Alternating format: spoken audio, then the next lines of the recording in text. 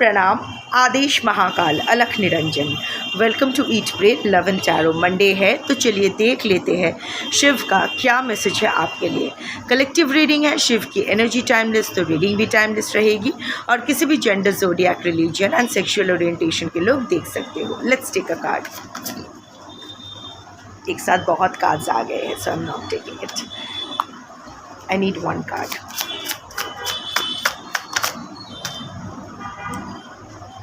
Transformation is happening. ये जो इतना सब कुछ लग रहा है ना कि सब कुछ भस्म हो रहा है, सब आग, चारों तरफ आग जल रही है, सब कुछ ख़त्म हो रहा है, ये जो लग रहा है ना, this is where transformation happens. आप में एक ट्रांसफॉर्मेशन आ रहा है, whether you can feel it और नॉट, हो रहा है। आपकी ज़िंदगी ट्रांसफॉर्म होने वाली है और ये होना ही है। To exist is to change is to mature is to know one self more and more.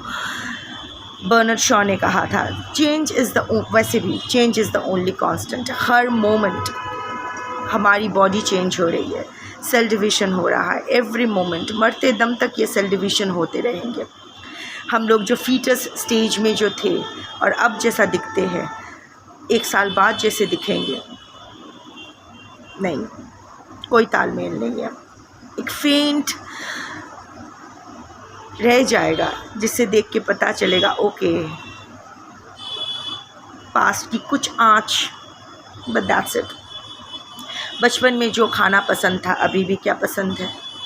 We always outgrow things, we outgrow our toys, we outgrow our dresses.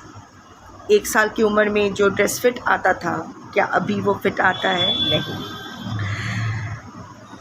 सो अगर फिज़िकल चेंज, फिज़िकल ट्रांसफॉर्मेशन हम लोग accept कर सकते हैं, सो spiritually भी तो mental, emotionally भी हम लोग ट्रांसफॉर्म करते हैं ना।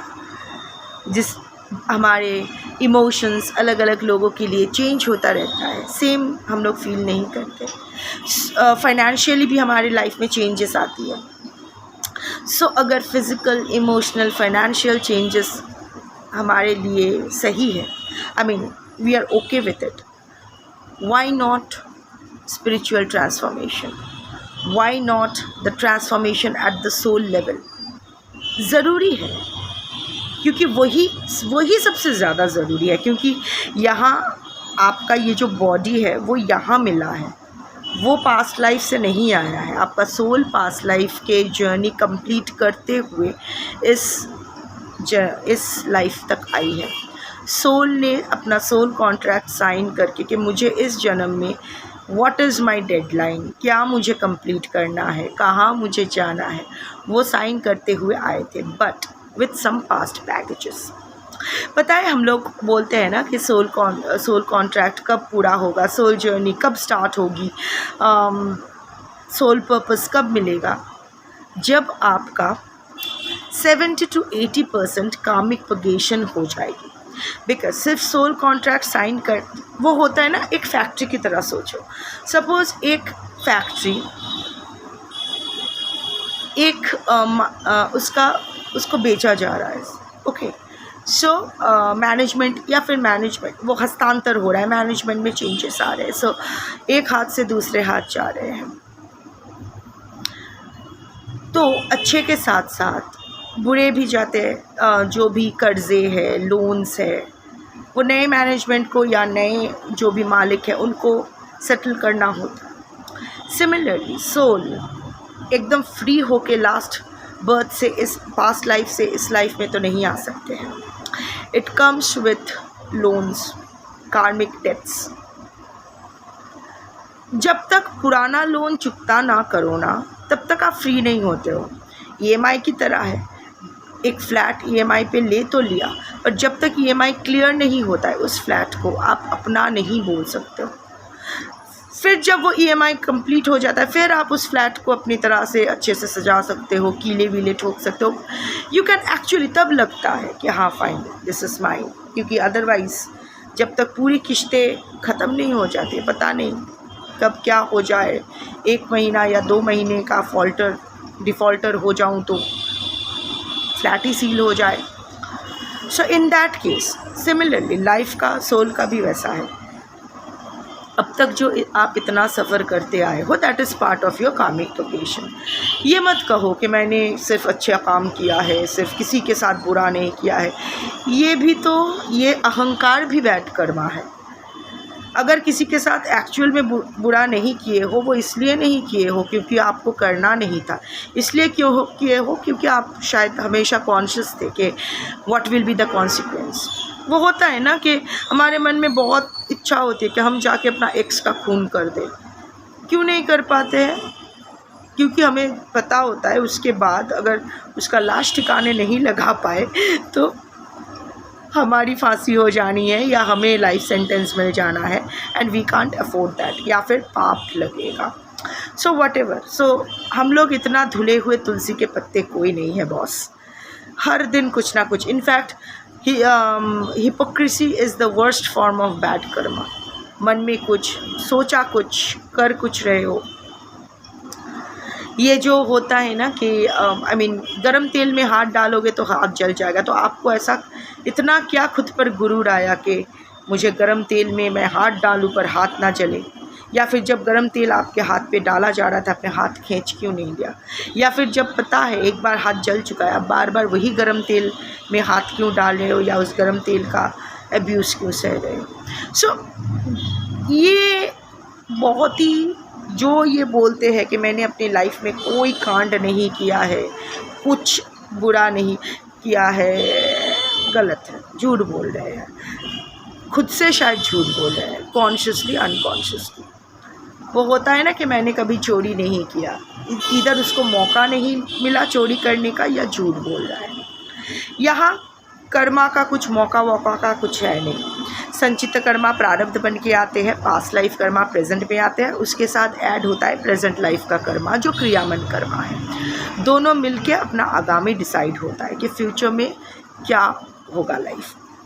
सो like I was saying, I'm not here going to analyze karma or something like that. अब इतना आप जान लो। अभी आप मानना ना मानना आपके ऊपर है, आपके मानने ना मानने से ये यूनिवर्स ऑपरेट नहीं करती है। और ये इतना भी कोई रॉकेट साइंस नहीं है जिसको महसूस करने के लिए आपको कोई सन्यासी या सन्यासिन होना पड़ेगा। बेसिक लॉजिक की ज़रूरत है। Every cause has its effect. और हम लोग इतना अंतर्यामी तो कोई है नहीं कि हम लोग पिछले जन्म में क्या कांड करके आए हैं। कॉन्शियसली अनकॉन्शियसली हम लोग बहुत कुछ करते रहते हैं। सो ये मत कहो कि हमने कभी कोई गलत काम नहीं किया है। मैंने भी बहुत कुछ किया है। सो कॉन्शियसली अनकॉन्शियसली अभी शांत बैठ के अपनी ईगो को साइड में रखते हुए वो सोचती हूँ तो 2 + 2 + 2 4 होता है। मैक्सिमम कर्मा की प्रोग्रेशन मैं कर चुकी हूँ। 30 इयर्स, लास्ट 30 इयर्स का कार्मिक प्रोग्रेशन मेरा हो गया है ऑलमोस्ट। पर 1-2 कर्मा ऐसा मैंने किया है जिसका प्रायश्चित मुझे चिता तक करनी है। 30 इयर्स का कर्मा इसीलिए मेरे मुंह से निकला क्योंकि 12 साल तक किसी भी इंसान का खुद का कोई वो कर्मा एक्टिवेटेड नहीं होता है। 0 to 4 इयर्स एक इंसान, एक बच्चा अपने वंश के कर्मानुसार उसको कर्मफल मिलता है, good bad whatever. 4 to 8 years is the mother's karma that affects the child. 8 to 12 years it's the father's karma that affects the child. 13th year से उसका खुद का क्रियामन स्टार्ट होता है। देखो एडोलेसेंस भी स्टार्ट होता है, टीनेज में भी वो प्रवेश करता है, तभी उसका कर्मा एक्टिवेटेड होता है। सो 12 साल तक कोई कर्म खुद का कर्मा एक्टिवेटेड नहीं होता है। 12 साल ऑनवर्ड्स जिसने भी जो भी किया है वो उसको भुगतना पड़ता है एज एंड व्हेन।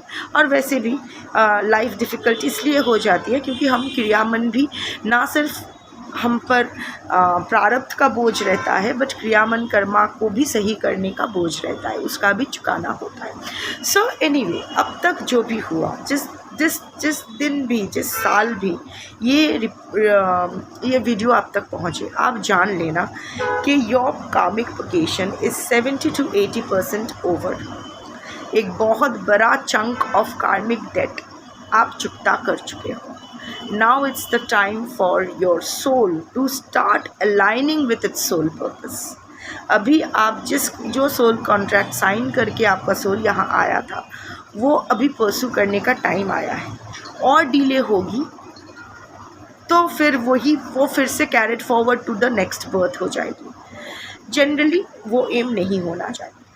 ये जो आपके मन में अगर सवाल आ रहा है कि इतना उथल पुथल क्यों हो रहा है, सब कुछ में आग क्यों लगी है, दिमाग भी गर्म रहता है, शरीर का तापमान भी गर्म रहता है, आसपास हर किसी के साथ you are being very rude, लोग गलत समझ रहे हैं, झगड़ालू हो रहे हो, उग्र मिजाज, उग्र स्वभाव, या फिर किसी से बात करने का मन नहीं, और सब ऐसा लग रहा है सब कुछ जल रहा है। अभी आप कुछ सेव नहीं कर सकोगे।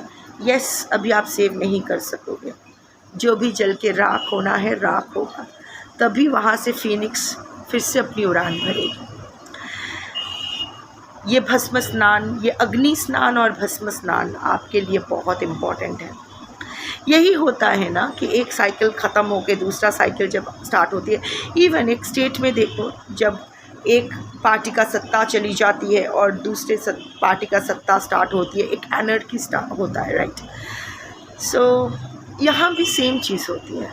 कार्मिक पगेशन, a huge karmic cycle is getting over, but you are still holding on to it, you are still not letting it गो।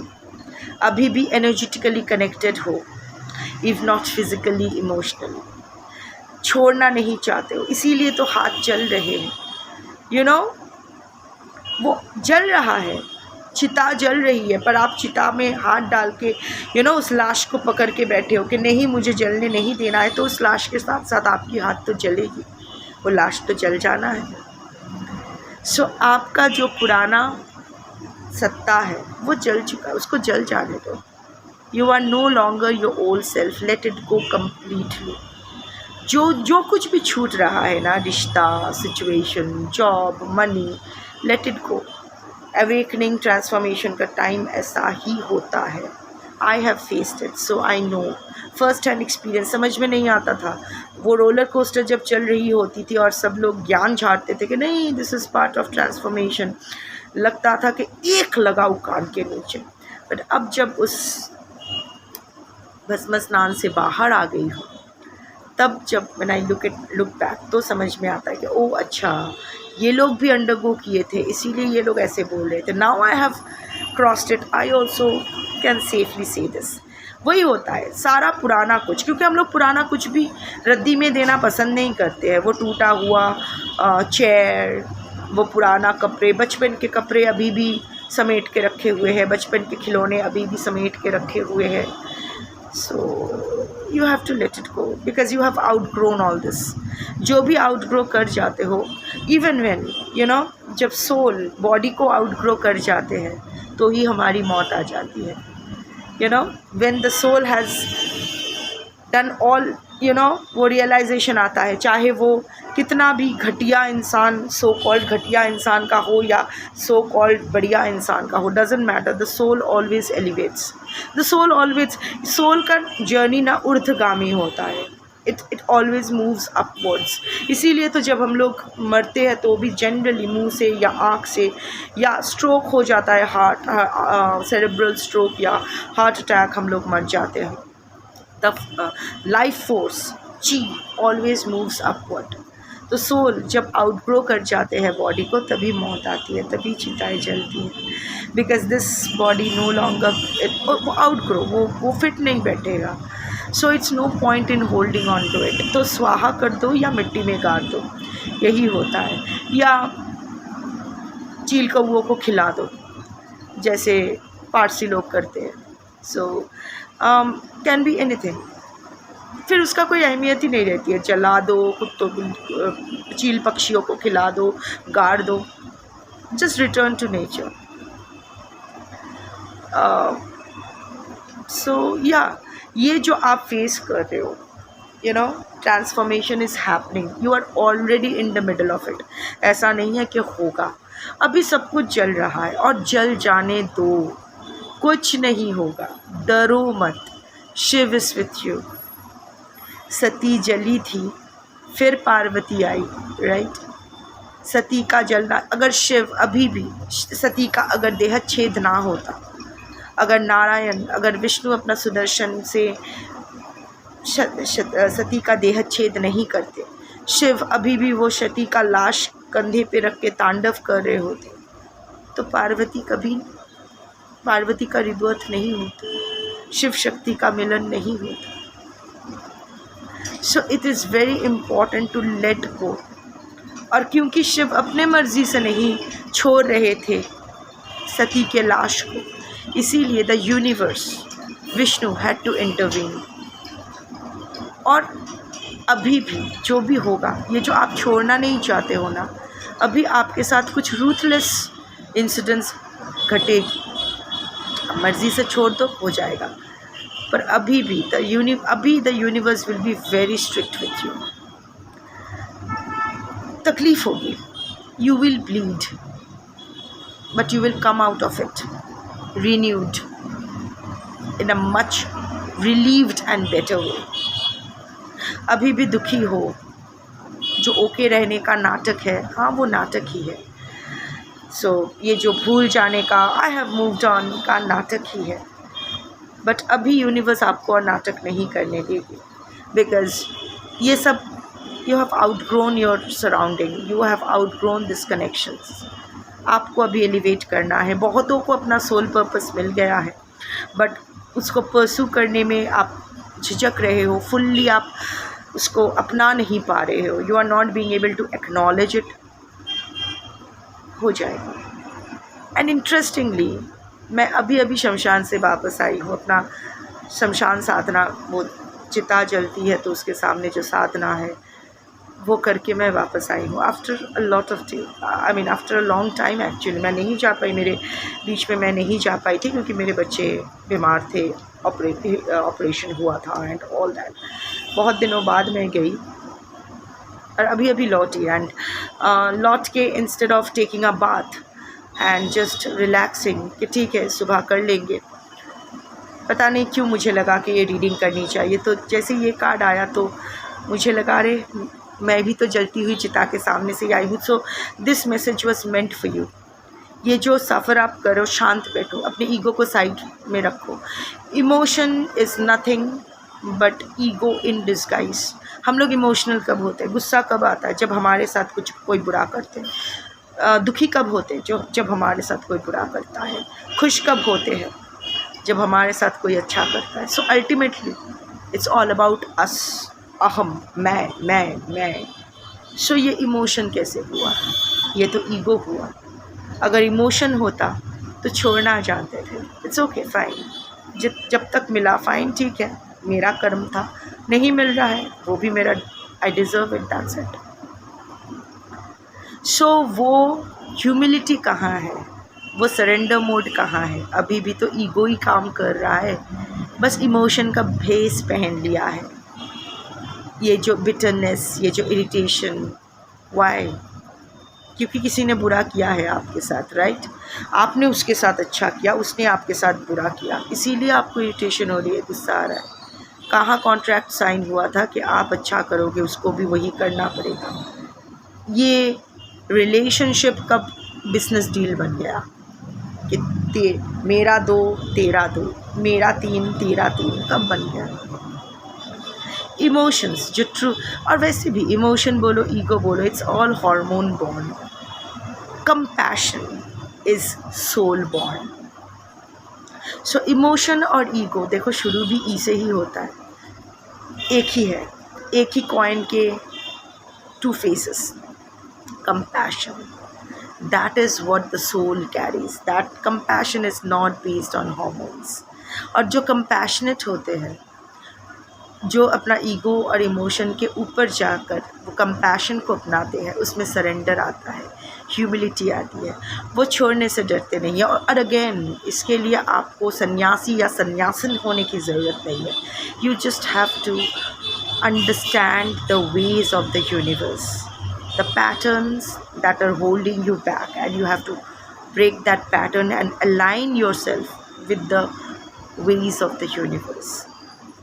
ये कोई भी कर सकते हैं।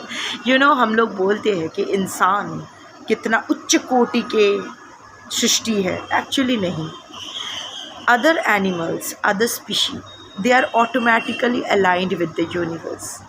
उन लोगों को पैटर्न वैटर्न इतना सोचने की ज़रूरत नहीं होती। देखो, सुबह होती है जाग जाते हैं, रात को सो जाते हैं, भूख लगती है खाते हैं पीते हैं, अंडा देना होता है तो घोंसला बनाते हैं, अंडे से बच्चे आते हैं, बच्चे का देखभाल करते हैं, जैसे बच्चा थोड़ा सा बड़ा हो जाता है लात मार के निकाल देते हैं। चिड़िया की बात कर रहे हो, तू अपना देख ले, अपना हो जाता है। So all the Srishti, even plants, everyone is aligned with the universe. सब यूनिवर्स के रूल्स फॉलो कर रहे हैं, सिवाय अस ह्यूमंस। हमें समझना पड़ रहा है, हमें लोगों को ऐसे रैंडम टैरो रीडर्स की रीडिंग सुनना पड़ रहा है, बाबा और माताओं की प्रवचन सुनना पड़ रहा है, तब हम समझ पा रहे हैं कि क्या है।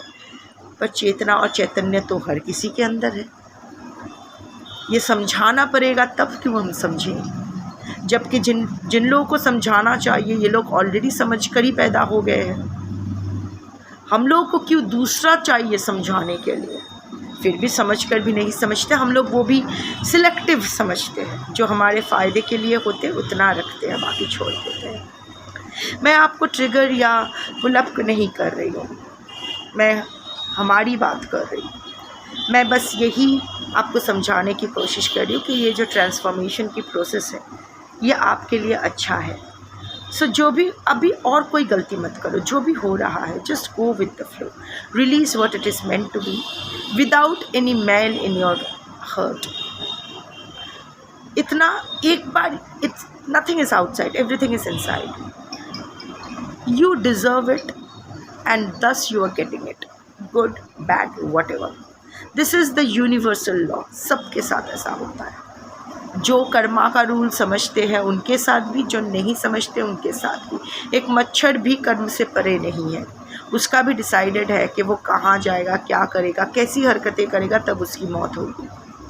So everything is Karma driven. हाँ, उसका क्रियामन से ज़्यादा उसका पास्ट लाइफ कर्मा बाकी एनिमल्स के लिए इम्पॉर्टेंट है।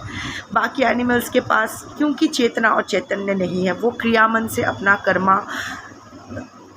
कर्मा में सुधार लाने की कोशिश नहीं कर सकता, पर हम कर सकते हैं।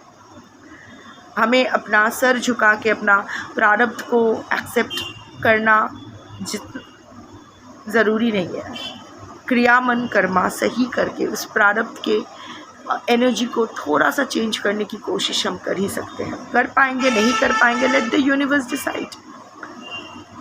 जो कोई नहीं कर सकता है वो काल करता है, महाकाल करते हैं। सो यूनिवर्स को अगर करना होगा कर देंगे, बट आप अपना काम तो सही करो। क्या यूनिवर्स हमारी रक्षा नहीं करेंगे? If you deserve definitely.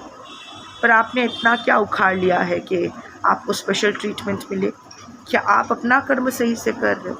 अगर कर रहे हो तो हाँ, सब कुछ सही होगा। ये वीडियो बहुत ही कम लोगों तक पहुँचेगी। जिन तक पहुँचेगी उनका ट्रांसफॉर्मेशन अंडरवे है, and they have that potential to ascend to a great extent. इसीलिए कहा जा रहा है। बट अभी भी ये लोग ना वो अपने इल्यूशन के पर्दे के पीछे छुपे हुए हैं। वो एंगर, हेट्रेड, इरिटेशन, मुझे कुछ नहीं मिला, मेरी तो लाइफ, ज़िंदगी बर्बाद, भाई साहब मैंने तो इतना कुछ किया, कुछ नहीं मिला। ये विलाप में ही अपनी ज़िंदगी बिता रहे हैं, जबकि इनके अंदर एक बहुत ही स्ट्रॉन्ग हीलर अवेकेंड होने के इंतज़ार में है। अब आप क्या करेंगे ये आप पर निर्भर है। बट अगर ये वीडियो आप तक पहुँचे हैं, थोड़ा सा शांत बैठिए, अपने ईगो को साइड में रखते हुए थोड़ा सा अपना कर्मा ग्राफ को ट्रेस कीजिए, थोड़ा सा अपना सोल कॉन्ट्रैक्ट, सोल पर्पस के साथ अलाइन करने के बारे में सोचिए। Accept, acknowledge, surrender, go with the flow and do your kriyaman karma with all righteousness. सब सही होगा। शंभू।